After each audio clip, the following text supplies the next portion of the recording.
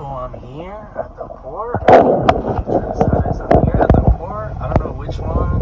I don't need a trick escort because I'm active duty military, so I don't know if I should be in the non-trick or the trick.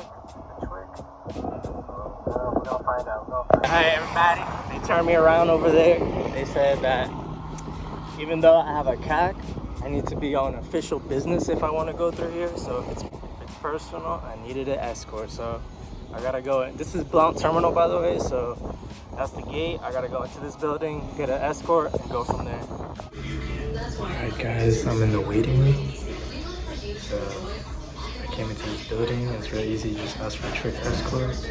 I didn't have a vest, so they made me pay for one. And now I am going to wait for the escort. And then also I didn't have to pay the $85 because I was active duty military.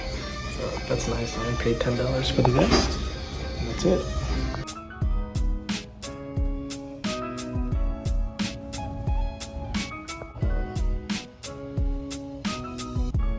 Entry 1401 with ACC.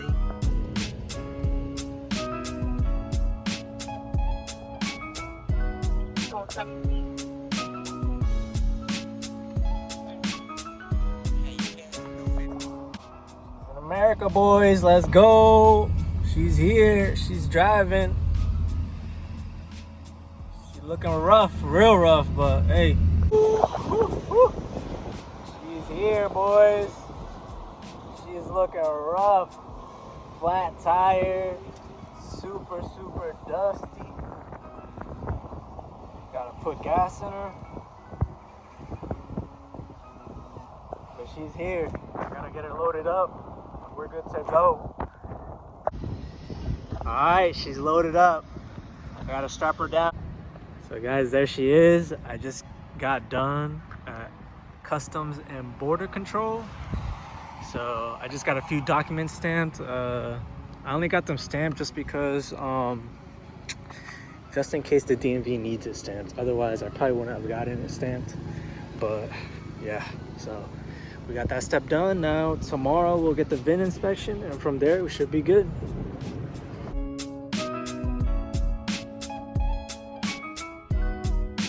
Alright guys, so I'm here at the Florida DMV regional office. It just got inspected. He literally popped the hood, checked the numbers matched up. That was it. Now he's gonna go inside, get some papers. We're good to go from there. Alright boys, we just got out the office. They gave me this piece of paper I gotta take to DMV now. And we're that much step closer to getting a title and registration. Let's go. Next up, DMV, or the tax collectors in Florida. So I'm gonna try to get a title and registration. We'll go from there. Hopefully all goes well. I should have all the documentation, so let's get it. Alright boys, it's official. We got plates for the Chaser. We're good. We're ready.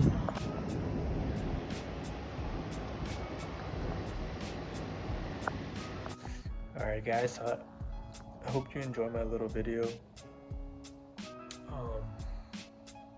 I realized that I didn't really go too much in depth for the papers and stuff that you need.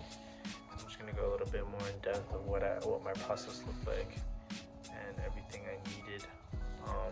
I'm also going to link a video, probably in the description, of a guy that also made a video about his experience importing a car, and his video is probably way better at explaining all the documents, everything that you need, and all that stuff. So I'm gonna leave it linked in the description. But for me, so the first documents you're probably gonna need is this is gonna come from your exporter in Japan. So whoever you buy your car to, or whoever's shipping the car from Japan to the States for you, the documents that you're gonna need from them is going to be the bill of lading. So whenever your car goes on the boat, the bill of lading is probably like the #1 thing that the port is going to ask for, and then after that, the export certificate. So those are going to be the things you're going to need from the exporter in Japan. most likely they're just gonna mail it to you. Those documents with your name and stuff, unless you're having it's probably gonna be your name, and then if you have somebody picking up the car for you, I guess you don't have to worry about this step, and they're just gonna know what paperwork you need anyways. But they'll probably have you sign a POA for them to go pick it up under your behalf. So yeah, I would say from the exporter, you're going to need those two documents, the export certificate, and then the bill of lading. And then you could get the export certificate translated. In my case, like my export certificate has like the Japanese and also the English next to it. So the original export certificate is kind of translated like 80%, you could say. But I also have a translated copy that has everything just translated out. So then from there, you're going to need, once the car gets on to the ship, the vessel, your broker is gonna have you file out a ISF form, and that's gonna be the first document they have you fill out. Then from there, your broker is gonna have you fill out EPA forms, the DOT forms, the DOT, sorry, and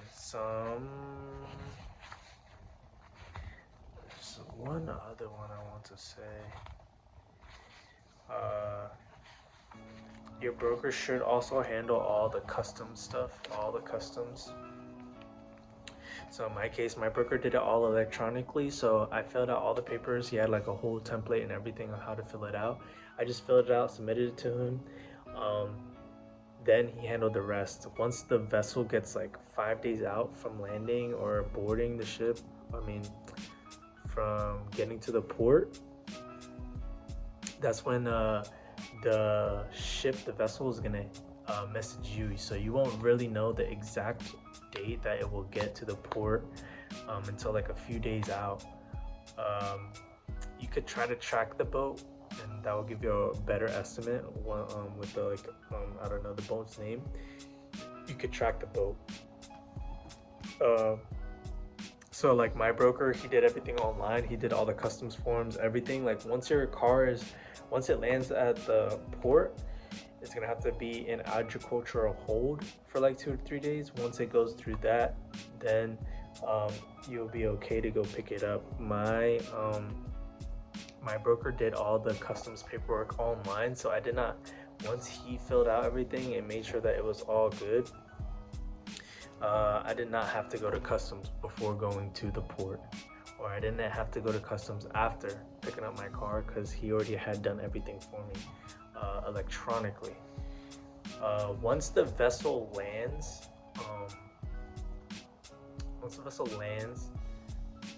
somebody's gonna email you from the vessel company or from the wharfage, the port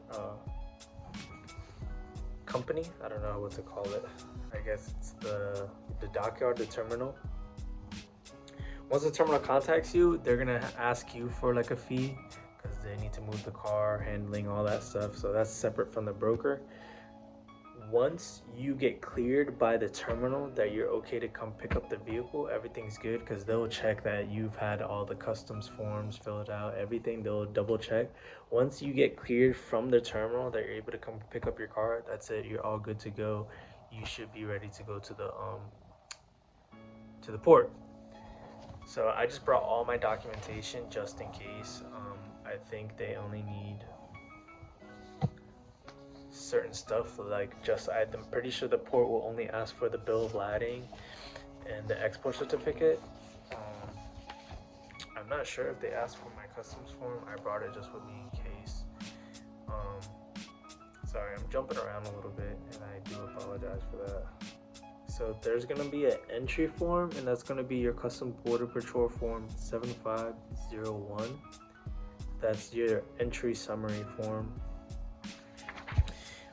Then your broker is gonna make you fill out the EPA 3520-1.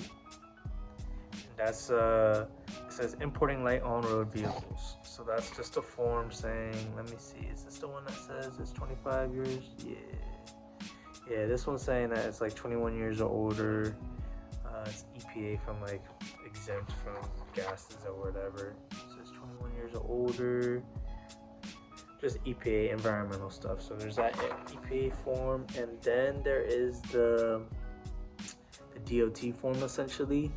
It's the HS7. That's the DOT form. That's the one saying that your vehicle is 25 years or older.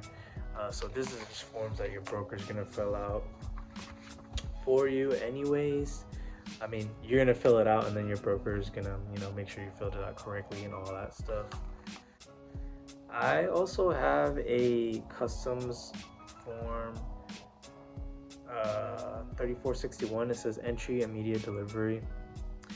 This is also something that my broker handled, so I didn't really need to do much. He handled it all for me. Yeah, once I paid the terminal, made sure I went there, I was good to go. I picked up the car, went to the terminal. As you guys saw, I went to the terminal, got an escort, and they took me straight to the car.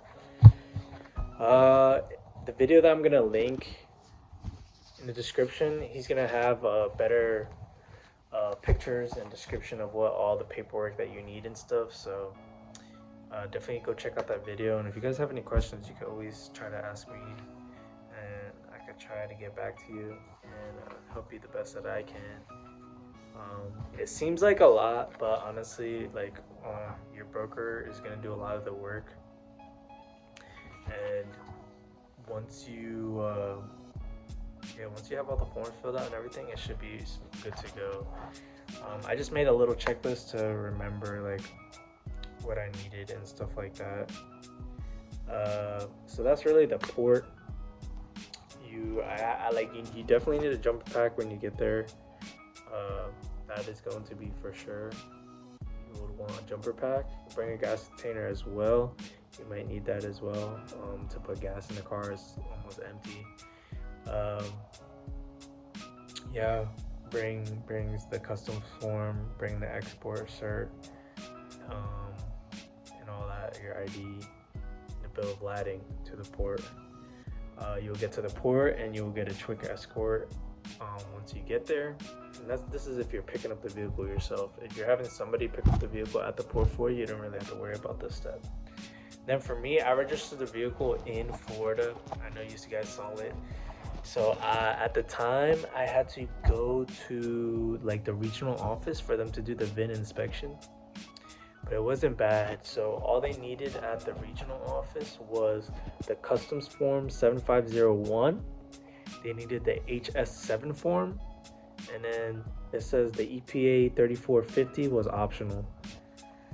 And then they needed the proof of the export cert and then translation. But they told me for this specific DMV, I guess you could say, or tax collector in my case, I didn't need to get the translation notarized. So I was good on that part. I literally just showed up to the regional office, told them, hey, I just imported this vehicle. I need to get it inspected. They took all my paperwork that I just mentioned right now. They took all the paperwork, looked it over, went out to the vehicle, literally popped the hood, looked at the VIN plate right there, and then that was it, or the chassis code. They looked at it. He wrote it down on the piece of paper and went back inside. Literally took 2 minutes. He didn't check anything else, didn't check the engine, didn't check nothing, if it was swapped, anything. He just looked at the VIN plate and then wrote it down and went back into the office. He went back there, took a few more minutes, I don't know, and then gave me a piece of paper. And then I was done. I was good to go. And with that piece of paper, I took that piece of paper to the DMV, and they just like use that as a cross-reference just to make sure that the vehicle is all good to go. The VIN matches and all that stuff, so I could get a title registered, all that.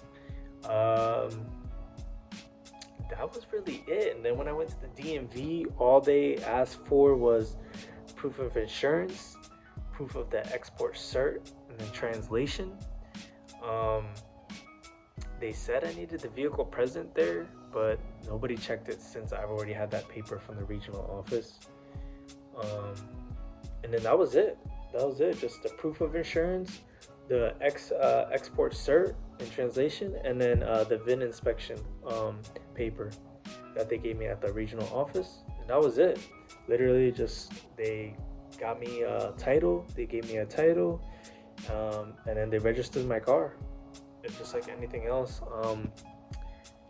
I'm in the military, so I had some tax exemptions and stuff, which I looked up, and the lady like had no clue about it. So like I knew more about this stuff than she did, because they rarely come across that stuff. So it's good to do your own research, because you may like know more about the period person there, since they don't come across this stuff all the time. And I was helping her out, like figure out the forms that she needed and stuff. But it went really smooth. Like it was good to go after that. So yeah, that's all I got.